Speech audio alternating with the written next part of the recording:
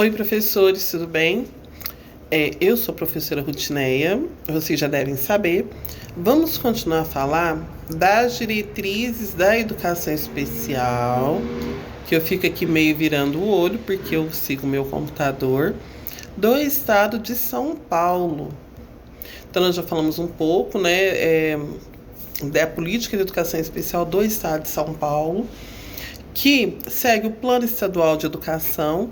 E esse Plano Estadual de Educação, essa política do Estado de São Paulo, deve ser alinhada com a Política Nacional de Educação Especial, com o Plano Nacional de Educação, que está vivendo seus últimos momentos, né? Então, como que é realizado o trabalho no governo estadual, na educação do Estado de São Paulo? Então, as diretorias de ensino, elas possuem uma equipe de supervisão de ensino e a equipe especializada nos núcleos pedagógicos. Então, cada núcleo pedagógico, cada diretoria de ensino ali, tem a equipe de educação especial que vai atuar na diretoria de ensino, fazendo orientação do professor que está na escola. Que, a par de outras atribuições, que é o que nós estamos falando, orientam em articulação com o órgão central, que é a Secretaria Estadual de Educação, as atividades de educação especial e inclusão educacional, que são os artigos 74 e 75 do Decreto 64.187 de 2019, das escolas estaduais. E a partir daí, o que acontece? Como que é essa educação no estado de São Paulo? Existe o professor especializado, existe o concurso, o cargo para o professor de atendimento educacional especializado, um professor com habilitação em educação especial.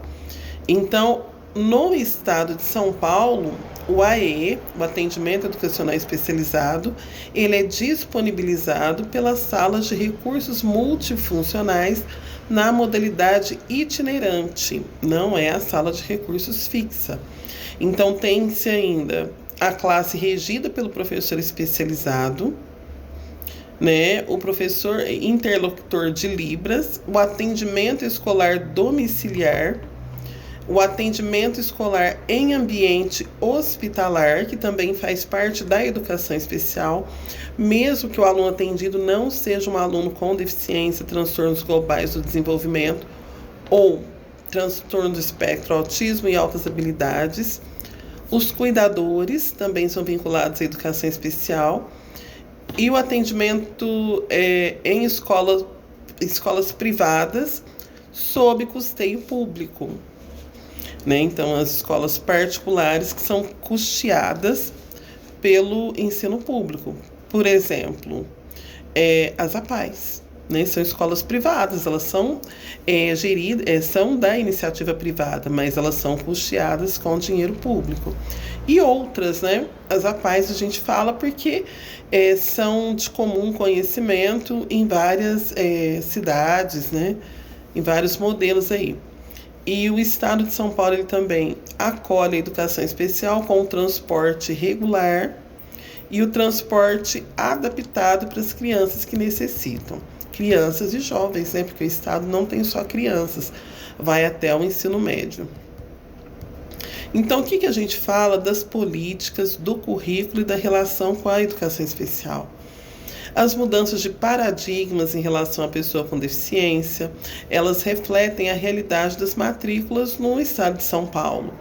Então, assim, se verificou pela série histórica dos dados entre 2008 e 2020, que houve um constante aumento de matrículas de estudantes na rede estadual de ensino, por razões diversas, a crescente de direitos que foram imputados aí a pessoa, principalmente com deficiência, aos laudos que ficaram mais apurados, laudos de deficiência intelectual, de autismo, que não eram tão precisos antes de 2008, o esvaziamento, a mudança de atribuições das escolas especializadas, como as APAES e outras. Então, tudo isso fez com que houvesse um crescimento no número de matrículas de educação especial no estado de São Paulo. E a partir daqui, né, já que temos a tarefa de estar com essa educação especial nas classes regulares, o documento ele começa a descrever as deficiências, para termos noções ali de como classificar ali, entender a classificação feita aos alunos. Primeiro, deficiência física. Ela consiste em impedimentos físicos ou motores que demandam o uso de recursos, meios, sistemas que garantam acessibilidade ao currículo e aos espaços escolares. Então, a deficiência física ali, se ela é sozinha, se é só física, né? Ela não tem comprometimento intelectual, mas tem o comprometimento de órgãos do corpo, dos membros, dos movimentos. Então, são exemplos de deficiência física: paraplegia, paraparesia, monoplegia, monoparesia, tetraplegia, tetraparesia, triplegia, hemiparesia, triparesia, ostomia, amputação ou ausência de membro, paralisia cerebral e outros que,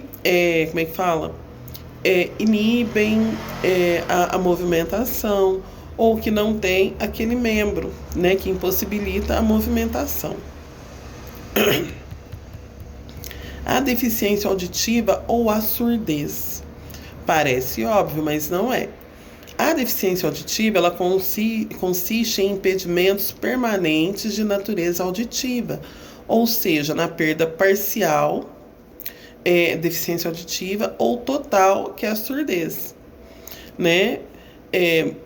A perda total da audição, que em interação com barreiras comunicacionais e atitudinais podem impedir a plena participação e aprendizagem do indivíduo. Se a criança é surda, né? Então é a deficiência auditiva total, né? A surdez é aquele que não ouve. Ou ela tem perda auditiva, ou seja, ouve menos daquilo que capta menos o som do que a maioria das pessoas, ela está no rol de pessoas com a deficiência auditiva. Nesse caso, são necessários recursos didáticos que valorizem a visualidade e possibilitem a superação de dificuldades de aprendizagem, especialmente da língua. Então, nesse ponto, né, tem que se fazer as adaptações para a criança com perda auditiva. E no caso da surdez, a Libras, né? Então, os alunos surdos, usuários da língua brasileira de sinais, demandam a priorização e valorização dessa língua. Temos que entender a Libras como uma língua mesmo, como a primeira língua do surdo, né? E em cima dessa primeira língua do surdo, ou seja, dele ter a Libras como primeira língua, deve ser organizado todo o processo educacional numa perspectiva de educação bilíngue. Como assim bilíngue? Libras e língua portuguesa. Língua portuguesa, língua brasileira de sinais.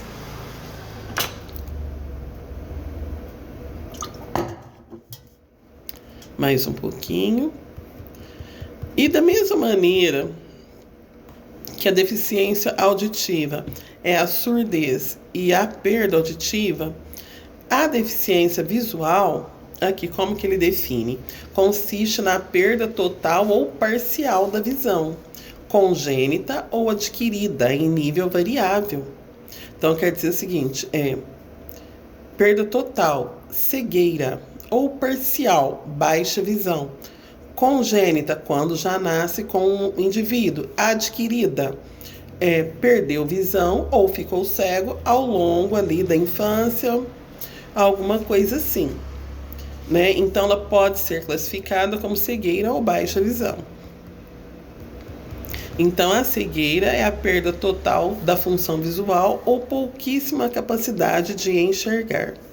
Nesse caso, devem ser disponibilizados ao estudante a aprendizagem do sistema Braille, de leitura e escrita, o mais precocemente possível, né? Então, assim que se detectou aquela cegueira, com a criança pequenininha ainda, deve-se ensinar, deve-se começar o ensino do Braille.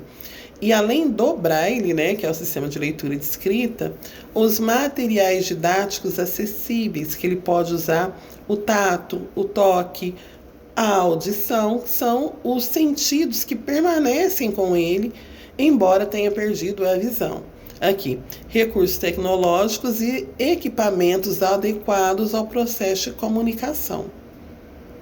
Ele não enxerga, então a gente tem que ter o recurso para fazer ele enxergar por outros meios. A baixa visão.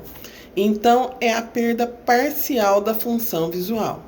Nesse caso, o aluno possui resíduo visual. Quando a gente fala resíduo, vamos entender o seguinte: ele perdeu visão, mas ele não perdeu tudo. Ele tem pouca visão. E o seu potencial de utilização da visão para atividades escolares e de locomoção é prejudicado. Então, quem tem baixa visão não perdeu tudo a visão. Vê pouco, vê com pouca nitidez. Mas, mesmo que ele vê pouco, ainda não é o suficiente para ele fazer suas atividades e se locomover, né? E essa baixa visão é considerada dessa forma, mesmo quando ele teve o tratamento, a correção óptica, então ainda é classificado como baixa visão. Porque ele não voltou a enxergar, ele enxerga com os recursos, né? Então ele permanece com a deficiência. Deste modo, o aluno ele precisa de recursos e materiais acessíveis, como, por exemplo, a lupa para letra ampliada, entre outros, para diversas atividades. A deficiência intelectual. Ela caracteriza-se por alterações significativas relacionadas a déficit tanto intelectual quanto na conduta adaptativa e na forma de expressar habilidades práticas, sociais e conceituais. Vamos pensar naquela severa dificuldade de aprendizagem, né? Aquela criança que tem muita dificuldade de aprender. Algumas, elas já apresentam assim, as características de ser uma criança com deficiência, porque as dificuldades são mais severas. Outras são mais sutis. A gente pensa que é uma falta de atenção, que é, às vezes, assim, uma dificuldade acentuada. Com os testes, os exames mais apurados, se descobre que realmente é uma deficiência intelectual. A surdo-cegueira trata-se de deficiência caracterizada pela única associação da deficiência auditiva com ou sem resíduo auditivo, ou seja, a pessoa surda ou com uma perda muito grande, e visual, com ou sem resíduo visual concomitante. É aquela pessoa que tem a deficiência na audição e na visão. Então, são estratégias, né, muito pautadas no sensorial, né? Porque geralmente o recurso para quem não ouve é amparar-se em algo que ele está vendo. O recurso para quem não enxerga é usar o tato e algo que ele esteja ouvindo. Mas vamos pensar que é uma criança, uma pessoa, né, um educando, que não ouve e não enxerga. Então, a surdo-cegueira, ela pode ser classificada de duas formas: pré-linguística e pós-linguística. Como que é isso? Na fase pré-linguística, a pessoa nasce surdo-cega. Então, ela já nasce sem enxergar e sem ouvir. Ou adquire a surdo-cegueira muito precocemente. Vamos pensar um bebê, porque esse precocemente é antes da aquisição de uma língua, antes de aprender a linguagem. E na forma pós-linguística, uma das deficiências auditiva ou visual, ou ambas, são adquiridas após a aquisição de uma língua, seja a língua portuguesa ou a Libras. Então ela já aprendeu a se comunicar, aí ela ou fica surda ou fica cega, ou tem as perdas mais severas, né? Então, aqui se encerra uma parte, né, dessa questão das diretrizes da educação especial paulista. E no outro momento nós vamos falar do acesso, da permanência, da participação do aluno nas atividades e na aprendizagem desse aluno. Porque até agora nós falamos de qual a legislação que embasa essa educação especial no estado de São Paulo, das características do alunado que será atingido, né? Atingido não é atingido, gente, como que eu diria agora? Do alunado que é público-alvo dessa modalidade de ensino no estado de São Paulo. E, posteriormente, nós vamos falar do acesso, permanência, participação e aprendizagem. Ou seja, não é somente estar na escola. Existem exigências a partir desse estar na escola.